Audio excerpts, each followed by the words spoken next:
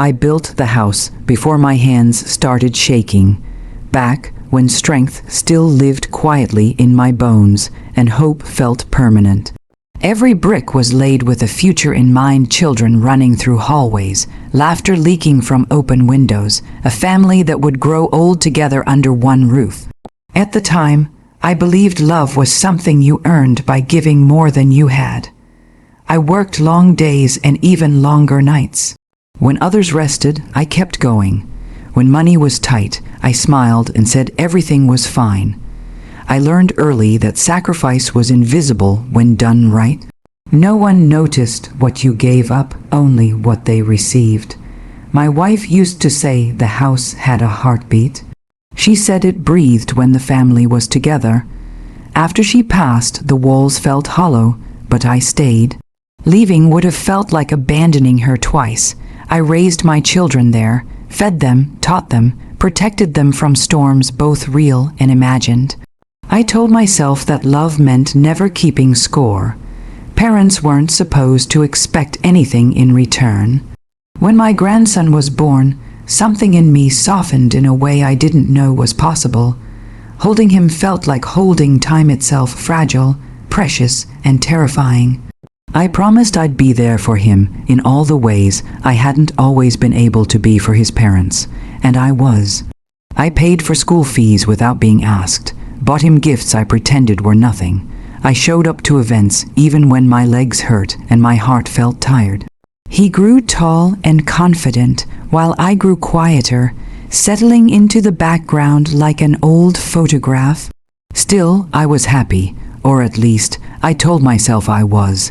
Family dinners became louder, faster, more impatient. Conversations moved around me instead of with me. Decisions were made without asking my opinion, though they were often made inside my house, using my table, eating food I paid for. I noticed how often the word "when" came up. When we renovate, when we sell, when the house is ours. They never said if. I told myself it was harmless, that families planned ahead, that no one meant anything by it. Love, I insisted, meant understanding even when understanding hurt. I watched my grandson change too. Not in one dramatic moment, but slowly, the way warmth leaves a room when winter comes. He stopped asking me questions, stopped sitting beside me. His gratitude turned into expectation, his affection into tolerance. Still, when he smiled, I forgave everything, because that's what I had always done. I believed that if I kept giving, the love would circle back. That one day when I was gone, they would remember me kindly, not for the money or the house, but for the man who gave them everything he had. I didn't know then that love given without boundaries doesn't grow stronger, it disappears. And I certainly didn't know that the house I built with love would one day become the reason I learned the hardest truth of all. That sometimes the people you sacrifice for are the ones already waiting for you to be gone. The day it happened began like any other, quiet, ordinary, harmless. Those are always the most dangerous days. I woke with a dull ache in my chest and a heaviness in my limbs, the kind that makes you move slower without realizing it. The doctor had warned me to rest, but rest felt like surrender, and I wasn't ready for that. My family was coming over for dinner. They said they wanted to check on me. I believed them because believing had become a habit I never questioned. By late afternoon, the house filled with familiar sounds, doors closing too hard, laughter echoing too loudly, voices overlapping as if competing for space. I stayed upstairs, letting them take over the kitchen, the living room, the rhythm of the house. From above, I listened, the way old men do, half present and half remembering. At first, it was harmless chatter, complaints about work, jokes I didn't understand anymore. Then my name floated up the staircase. I wasn't meant to hear it. Someone mentioned my birthday coming up. There was a pause, then my grandson laughed. The easy, careless laugh of someone who had never been told no. "You know what the best gift would be," he said. I waited, smiling to myself. Silly old me. When Grandpa's finally gone, he continued, "Then we won't have to pretend anymore. We can sell the house and split everything." The words landed softly, like snow. For a moment I thought I'd imagined them, that my hearing, already unreliable, had twisted something harmless into something cruel. But then came the laughter, short, awkward, approving. No one corrected him, no one said my name with kindness. I stood frozen at the top of the stairs, my hand resting on the railing I had polished for decades. My heart didn't race, it slowed. As if it already understood something my mind was still catching up to. They kept talking about renovations, about market prices, about freedom. I waited for anyone, to say, "That's enough." They didn't. That silence hurt more than the words. It told me everything I needed to know about where I stood in my own family. I went back to my room without making a sound. I didn't confront them. I didn't cry. I sat on the edge of the bed and stared at the wall where my wife's picture used to hang. I realized then that grief changes shape over time. Sometimes it looks like sadness. Sometimes it looks like clarity. That night I barely slept. Memories replayed themselves in sharp, unwelcome detail. First steps, first words, first time I'd said yes when I should have said no. I wondered when love had turned into entitlement, and when patience had started to look like weakness. The next morning, my grandson waved at me as if nothing had happened. He smiled, polite and empty. I smiled back, but something inside me had shifted. I finally understood that I wasn't being kept around because I was loved. I was being tolerated because I hadn't left yet. And for the first time in my life, I asked myself a question I should have asked long ago. What do I owe people who are already waiting for me to disappear?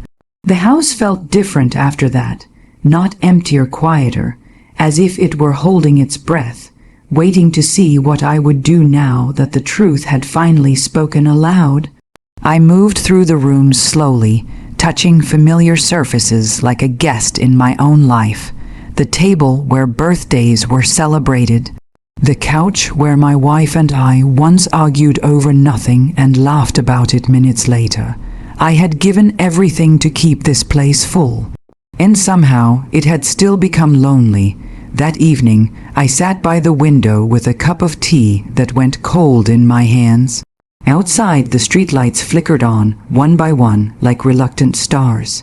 I thought about all the nights I had stayed awake worrying about my family, how to help them, how to protect them, how to make things easier. I realized no one had worried about me in a very long time. There is a moment in every life when denial gets tired. Mine came quietly. I stopped asking myself why they had changed and started accepting that they had. The love I gave had been genuine, but the love I received had conditions attached to it. As long as I provided, as long as I stayed useful, I belonged. I didn't feel angry. That surprised me. Anger would have been easier. It burns hot and fast. What I felt instead was clarity, cold and steady. The kind that doesn't shout or demand, the kind that simply decides. I took out the old folder from the drawer. The one with insurance papers, deeds, and a will I had written years ago, just in case. Back then, it was a formality, a final favor to the people I loved. I read through it slowly. Every name felt heavier than the last. I thought of my grandson's laugh, how easily it had erased me from the future. I thought of the room full of adults who had let it happen. None of them had asked how I was feeling. None of them had noticed the man upstairs listening to his own funeral plans. That was when I understood something important. Leaving them everything would not make them better people. It would only confirm what they already believed, that love was owed to them. I made a decision that night, not out of revenge, but respect for myself. The next morning, I called my lawyer. My voice didn't shake. I didn't explain everything. I didn't need to. Some choices don't require justification. They require courage. I told him I wanted to change the will. I spent the afternoon walking through the house, choosing what would go and what would stay. I wrote letters by hand, my pen moving carefully, deliberately. Each word mattered, not accusations, truths, not anger, lessons. I arranged for the house to be donated, for scholarships to be funded, for my wife's jewelry to go to places where it would be cherished, not priced. That night, I slept better than I had in months. For the first time, I wasn't planning for my family's future. I was protecting my own dignity. And in that quiet act of choosing myself, I finally felt something I hadn't felt in years. Peace. They gathered in the same room where birthdays had once been celebrated, where laughter used to spill without effort. Now the air felt stiff, rehearsed. Black clothes, polite faces, impatience hiding behind folded hands. I sat at the end of the table, alive, breathing, watching them prepare to divide a man they believed was already gone. No one asked how I was feeling. That didn't hurt anymore. The lawyer cleared his throat and began. His voice was calm, professional, every word measured. I watched their expressions carefully, the way you watch weather change. At first, there was confidence. Small nods, familiar entitlement, then confusion. Names were read, but not attached to what they expected. Accounts redirected, assets reassigned, the house my house. Mentioned last not as an inheritance, but as a donation. Silence fell heavy and sharp. Someone laughed nervously, certain it was a mistake. My daughter frowned, whispering to her husband. My grandson leaned forward, disbelief hardening into something darker. The lawyer finished and closed the folder. "That's it?" My grandson asked, his voice cracking. "That's everything?" "Yes," the lawyer replied. I stood slowly, my knees protested, but I welcomed the ache. It reminded me I was still here.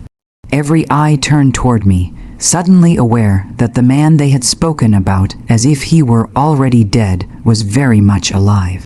"I didn't do this to hurt you," I said calmly. "I did it because I finally listened." They stared, waiting for anger, for weakness, for an explanation they could argue with. "You planned your futures," I continued, with my absence already built in.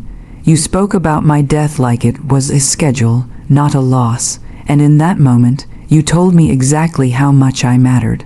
My grandson opened his mouth, then closed it. For the first time in his life, there was nothing clever to say.